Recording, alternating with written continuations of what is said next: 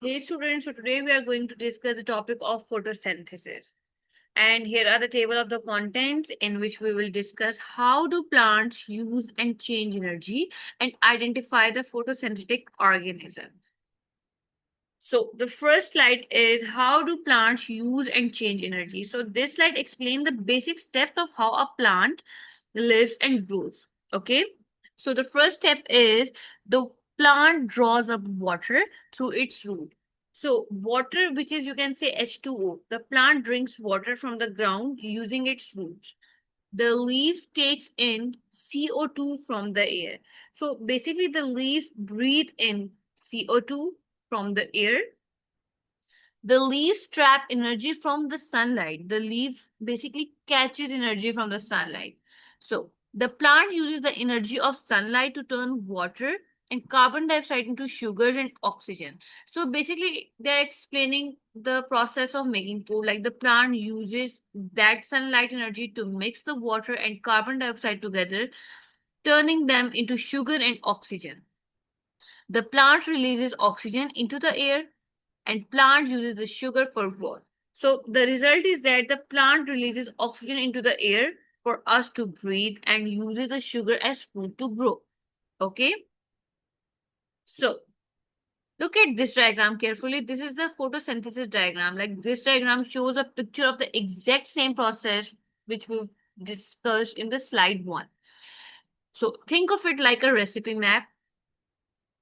So water goes into the roots.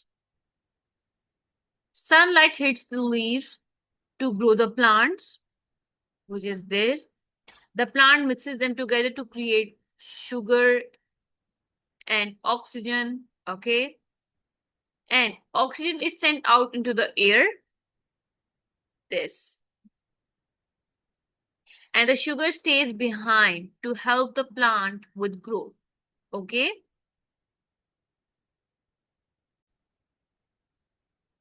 So the next one is identify the photosynthetic organisms. Okay. So this slide introduces the living things that can make their own food using light. Okay. Plants, algae, and a group of bacteria called cyanobacteria are the only organisms capable of performing photosynthesis. Because they use light to manufacture their own food, they're called photoautotroph, like literally self feeders using light. So, plants, algae, and a special group of bacteria, which you can say cyanobacteria, are the only living things on earth that can do this. Okay, so this is the scientific name for them, which is photoautotroph.